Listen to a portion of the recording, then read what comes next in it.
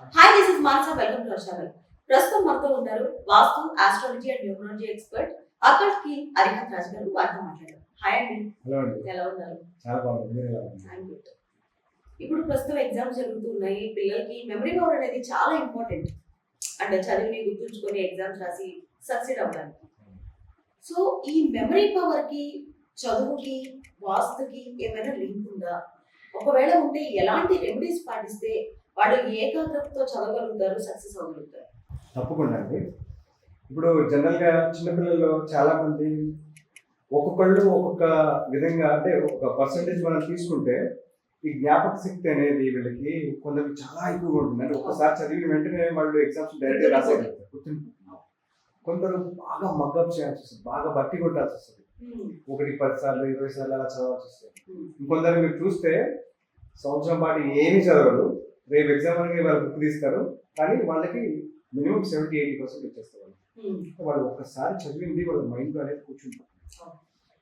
ఇది ఎక్కడ మనకి ప్రభావం చెందుతుంది అంటే మన ఇల్లు, మేజర్గా మన ఇల్లు. ఎందుకని అంటున్నాం అంటే, ఇప్పుడు ఇంట్లో మనకి మొత్తం 4 దిశలు ఉంటాయి. బేసిక్ మన ఎక్కువ మన డీప్లో కాకుండా ఒక లేబర్కి అర్థమయ్యే విషయంలోనే మనం మాట్లాడుతున్నాం. ఈస్ట్, వెస్ట్, నార్త్, సౌత్, తూర్పు, పడమర, ఉత్తరం, దక్షిణం అని మనం చెప్పుకుంటాం. మనం ఎప్పుడు వినేది, చాలా మంది చెప్తుంటారు ఈశాన్యంలో బరువులు పెట్టకూడదు, ఈశాన్యంలో బరువులు పెట్టకూడదు.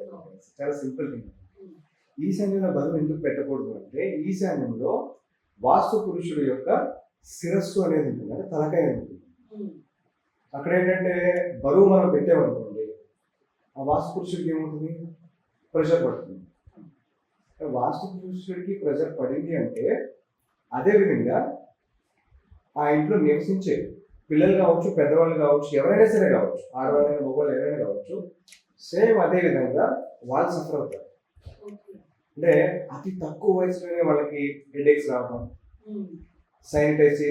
సైనస్ ప్రాబ్లమ్స్ రావడం, లేదంటే నర్వ్స్ రిలేటెడ్ ఇష్యూస్ రావడం అతి తక్కువ వయసులోనే వాళ్ళకి.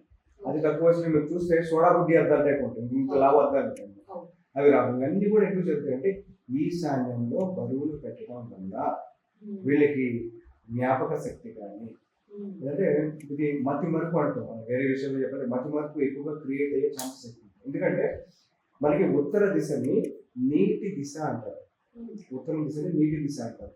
ఈశాన్యం కూడా నీటికి సంబంధించిన దిశ. నీరు అనేది చాలా విరాళంగా అలా ప్రవహించేటట్టు ఉండాలి తప్ప నీరు అనేది ఎక్కడ ఆగకూడదు. ఇప్పుడు మనం అక్కడ బరువు పెట్టామనుకోండి, బరువు కానీ ఒక వస్తువు పెట్టామనుకోండి, ఆ నీటి దార ఏదైతే వెళ్తుందో అది ఆగిపోతుంది. ఒక ఫ్లో అనేది ఉండదు, ఒక కంటిన్యూటీ అనేది ఉండదు. అలాగే వాళ్ళ జ్ఞాపక శక్తిలో కూడా ఎలా ఉంటుందంటే, వాళ్ళు పరీక్షలకి చదివినప్పుడు ఇది మనకు తెలిసిందే, ఇది మనకు వచ్చింది అన్న ఒక అపోహలో ఉంటారు వాళ్ళు. కరెక్ట్గా ఎగ్జామినేషన్ హాల్లోకి వెళ్ళిన తర్వాత క్వశ్చన్ పేపర్ చూడగానే ప్యానిక్ అయిపోతారు. అంటే వాళ్ళకి క్వశ్చన్ చదివినట్టే ఉంటుంది, గుర్తుంటుంది వాళ్ళకి. కాకపోతే వాళ్ళు ఏం రాయాలి, ఏం ఆన్సర్ అక్కడ వాళ్ళు అడ్జస్ట్ చేయాలని చెప్పి గుర్తుంటుంది వాళ్ళకి. వాళ్ళకి జ్ఞాపక శక్తి అనేది తగ్గిపోతుంది. సో మనం వాస్తుకు సంబంధించి ఫస్ట్ మనం చూసుకోవాల్సింది ఏంటి అంటే, ఈశాన్యంలో ఎలాంటి బరువులు కూడా పెట్టకూడదు. ముఖ్యంగా మనం చేసే తప్పు ఏంటంటే, బయట షూ ర్యాక్ పెడతాము. షూ ర్యాక్ అనేది చాలా పెద్ద పొరపాటు. ఈశాన్యం మన ముఖం మీద మనం షూ పెట్టుకోలేం కదండి. అదే ఒకవేళ వాస్తు పురుషుడు ముఖం మీద షూస్ పెడితే తనకి ఎంత కోపం వస్తుంది. సో తను ఎలాగైతే సఫర్ అవుతారో అదే విధంగా మనల్ని కూడా సఫర్ అయ్యేలాగా వాస్తు పురుషుడు చేస్తారు. సో మనం ఏంటంటే ఈశాన్యంలో బరువులు, సోఫా సెట్లు, కరెంట్ మీటర్స్, అక్కడ దాకా వైర్ లాగాలి, వైర్ ఎక్కువ కాస్ట్ అవుతుందని చెప్పి ఏం చేస్తారంటే ఆగ్నేయం దాకా లాక్కుండా వైర్స్, కరెంట్ వైర్స్ని, కరెంట్ మీటర్స్ని ఈశాన్యంలో పెట్టేస్తారు. అది కూడా చాలా పెద్ద పొరపాటు. దానివల్ల ఏంటంటే నర్వ్స్కి సంబంధించిన హెల్త్ ఇష్యూస్ వచ్చేస్తాయి. సో ఈశాన్యంలో బరువు లేకుండా చూసుకోవాలి. రెండోది, మీరు అన్నారు జ్ఞాపక శక్తి పెంచుకోవడానికి ఏమన్నా రెమెడీ ఉందా అంటే వాస్తవం అని చెప్పేసి, వీళ్ళకి చాలా చక్కటి రెమెడీ ఉంది.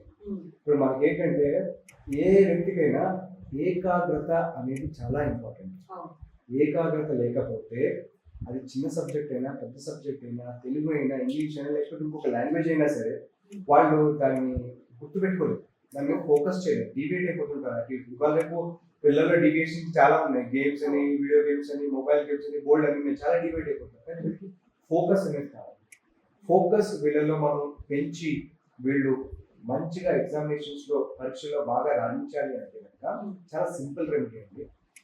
ఒక A4 సైజ్ వైట్ పేపర్ అంటాం మనం. A4 సైజ్ జనరల్గా ఒక వైట్ పేపర్. రూల్ పేపర్స్ తీసుకోవద్దు, అంటే వైట్ పేపర్, ప్లెయిన్ పేపర్ తీసుకోవాలి. ప్లెయిన్ A4 సైజ్ పేపర్ తీసుకునేసి ఒక రౌండ్, ఒక బ్యాగ్ లాంటిది కానీ, ఒక ప్లేట్ లాంటిది కానీ, చిన్న ప్లేట్ లాంటిది కానీ, ఒక రౌండ్ ఏదైనా ఒక తీసుకుని సర్కిల్ లాంటిది తీసుకుని ఒక సర్కిల్ క్రియేట్ చేయాలి సెంటర్. సర్కిల్ క్రియేట్ చేసిన తర్వాత ఆ మధ్య భాగంలో ఏదైతే ఉంటుందో కంప్లీట్ గా దాన్ని ఎంటీగా ఉంచకుండా black colour sketch pen complete గా ఫిల్ చేసేసాను. Black colour sketch pen complete గా ఫిల్ చేసేసాను. ఈ కంప్లీట్ గా ఫిల్ చేసిన దాన్ని మన ఏకాగ్రత పెంచుకోవడానికి ఇంటి ఈశాన్య భాగం అంటే ఈస్ట్ ఫేస్ ఉన్న వాళ్ళకి ఎంట్రన్స్ అయిన వెంటనే రైట్ సైడ్ మూలకు కానీ, లేదా ఉత్తరం సైడ్ ఉన్న వాళ్ళకి ఎంట్రన్స్ అయిన వెంటనే లెఫ్ట్ సైడ్ మూలకు కానీ దాన్ని ఈశాన్య భాగం అంటారు. ఈశాన్య భాగంలో దాన్ని ఒక 5 feet కానీ 6 feet హైట్లో దాన్ని అర్పీ చేసేసి పిల్లలకు కానీ పెద్దవాళ్ళకి కానీ, ఇది ఓన్లీ పిల్లలకనే కదండి, పెద్దవాళ్ళకి కూడా వర్తిస్తుంది. పిల్లలకు కానీ పెద్దవాళ్ళకి కానీ వాళ్ళ ఏకాగ్రత పెంచుకోవడానికి, వాళ్ళ ఫోకస్ పెంచుకోవడానికి, వాళ్ళ మెమరీ పవర్ బాగా పెంచుకోవడానికి, పరీక్షలో బాగా రాయించడానికి ఉదయం వాళ్ళకి కుదిరినప్పుడు ఒక 10 నిమిషాలు ఏకాగ్రతగా ఆ డాట్ ఏదైతే మనం పేపర్ పెడతామో బ్లాక్ డాట్, ఆ బ్లాక్ డాట్ అనేది ఫోకస్ చేయాలి. ఒక 5 minutes కనుక వాళ్ళు ఫోకస్ చేయగలిగితే వాళ్ళలో ఈ నర్వస్ సిస్టమ్ ఏదైతే బాడీకి, బ్రెయిన్కి, నెక్స్ట్ వాళ్ళ అవయవానికి ఏదైతే కనెక్టివిటీ అయ్యి ఉంటుందో ప్రతి ఒక్క నర్వ్ కూడా యాక్టివేట్ అవుతుంది. సో దానివల్ల ఏంటంటే వాళ్ళు ఒక్కసారి చదివినా, 2 సార్లు చదివినా, ఒకవేళ ఒకసారి చదివినప్పుడు కొన్ని విషయాలు గుర్తుంటాయి, ఇంతకుముందు అంత గుర్తుండకపోవచ్చు. రెండోసారి చదివినప్పుడు వాళ్ళకి మ్యాక్సిమం గుర్తొచ్చేస్తుంది. మూడోసారి వాళ్ళు చదివినప్పుడు కంప్లీట్గా గుర్తొచ్చేస్తుంది. సో ఈ ప్రక్రియ అనేది వాళ్ళు ఉదయం సాయంత్రం చేసుకుంటే చాలా మంచిది. ఎందుకంటే వీళ్ళల్లో, ఎస్పెషల్ పిల్లల్లో మేము చేసిన ఈ యొక్క ఎక్స్పెరిమెంట్ వల్ల వితిన్ 4-5 daysలోనే వాళ్ళల్లో ఫోకస్ అనేది పెరిగి, జ్ఞాపక శక్తి అనేది బాగా పెరిగి, వాళ్ళలో ఒకసారి చెప్పింది మళ్ళీ వాళ్ళు రిపీట్ చేయడం, లేదా ఒకసారి చదువుకున్నదాన్ని వాళ్ళు మ్యాక్సిమం మనకి అప్పచెప్పడం, ఇలాంటి కేసెస్ మేము ప్రాక్టికల్గా చేస్తాం అనమాట.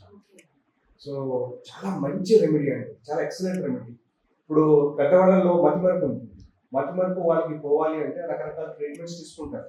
మీరు తీసుకునే ట్రీట్మెంట్స్ ఏమీ మారక్కర్లేదు, మీరు ట్రీట్మెంట్స్ మీరు తీసుకోండి. దాంతోపాటు నేను చెప్పిన కనుక రెమెడీ చేస్తే చాలా అద్భుతమైన రిజల్ట్స్ వస్తాయి. మీ మతిమరుపు అనేది తగ్గుతుంది, పిల్లల్లో కానీ పెద్దవాళ్ళలో కానీ ఏకాగ్రత అనేది పెరుగుతుంది, వీళ్ళ మెమరీ పవర్ చాలా స్ట్రాంగ్ ఉంటుంది. అంటే ఇప్పుడు మనం చిన్నప్పుడు సరస్వతి లేను అని చెప్పి చిన్నగా ఒక ఉండలాంటివి తినేవాళ్ళం, తవలపాక మీద పెట్టించేవాడు మన అమ్మ నాన్న, మన తాత ముత్తాతలు వాళ్ళు. అది ఎంత చక్కగా పనిచేస్తుందో సరస్వతి లేఖం అనేది, సేమ్ ఇంచుమించు అలాగే ఈ ఒక చిన్న ఈ సైజ్ ఒక డాట్ ఏదైతే మనం పెట్టుకుంటాం విషయంలో దానికన్నా మించి పనిచేస్తుంది. చాలా అద్భుతమైన రిజల్ట్స్ వస్తాయి.